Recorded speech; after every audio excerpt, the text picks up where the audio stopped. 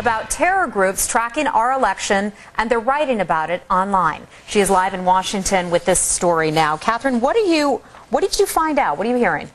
Well, thanks, Heather. At least 2 U.S. intelligence agencies are familiar with the web posting. The first one up on October 10th, since we've been working to verify its authenticity. It was posted to a known jihadist bulletin board called Al-Shura. Websites like Al-Shura, according to U.S. intelligence official, are used to spread fear and propaganda and simply to vent frustration. There has not been a significant hit against the U.S. in 7 years, and the jihadists understand the desperate need for a new success. This site has seen a bump in recent activity because more well-known sites endorsed by al-Qaeda have been down in many cases, so a significant amount of web traffic has shifted to this forum. The new web posting seems to suggest a major event is in the pipeline. It reads in part, "At that time, the collapse will happen quickly and the features of the disintegration will appear. Then after the blow by the base," that means al-Qaeda, "God willing, the United States will begin to disintegrate and its allies will flee from the conflict and their control of the Islamic states."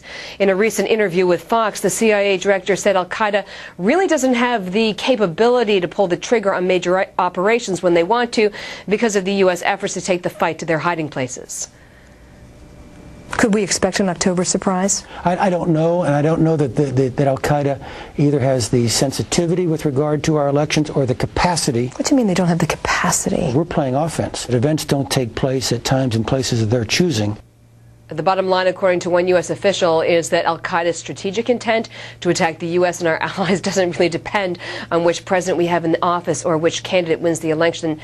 It simply depends on having the right opportunity to hit, Heather. The right opportunity to hit. Okay, Catherine Hare, that's fascinating. Thank you so much for joining us. You're welcome. Here now to talk about the terror chatter is Peter Brooks. He's a National Fellow of National Security Affairs at the Heritage Foundation in Washington.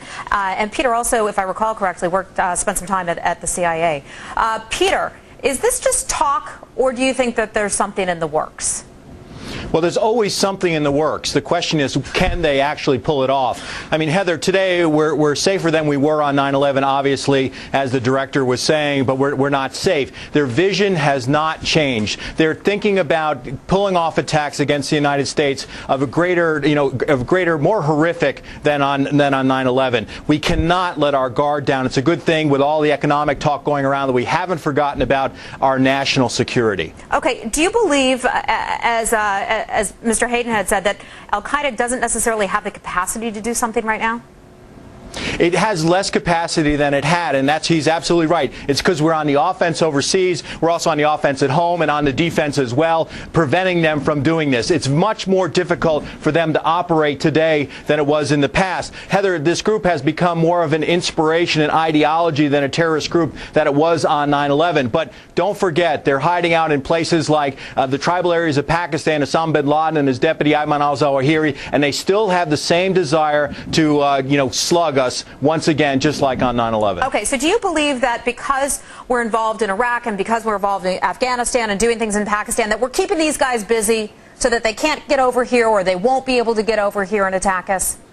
It obviously the more pressure we put on them, the better off we are. And the further from our shores are, the better off we are. So thank God for our men and women overseas in places like Afghanistan and Iraq that's really taking to the fight to al-Qaeda and other places around the world, the Horn of Africa, another thing. That effort is critically important, and we can't forget that. We have two enemies here, Heather. One is terrorism, and the other is our own complacency. We cannot let our guard down at all. Okay. And what about, Joe Biden just yesterday has been talking about this international incident that could take place within 6 months of a Barack Obama administration. Some are saying no matter what administration or who's in the White House, something might happen. Do you believe that something like that is in the works?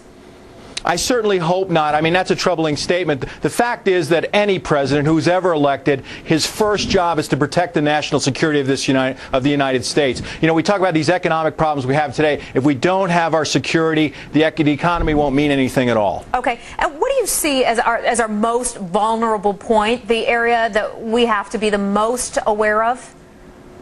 Well, I think, obviously anybody being able to get into the United States, terrorists trying to reach the United States, they're actually trying to use places like Europe as a stepping stone to getting into the United States is critical. If we can prevent them from getting here, that will increase our security significantly. Obviously, materials that they might use, we've seen them use airplanes in the past. We can't change that. But any sort of chemical, biological, radiological, or nuclear sort of materials that could be used against us are obviously of great concern. But obviously, protecting our borders is critical to ensuring that the terrorists cannot get here no matter which direction they're coming from. Hey, Peter, one last thing. I noticed a lot that during all the debates, it really wasn't an issue that was brought up. National security, terrorism, 9/11, here on our ground. Do you think enough attention has been paid to that this election season? Well, I have to believe that the candidates are thinking about it, but obviously other events have come up, and that's why I think a story like this is so critically important, because we need to refocus once again how important our security is here to everything else, to our political freedoms, to our economic prosperity. And if we don't have that security here in the United States, none of the rest of it's going to matter.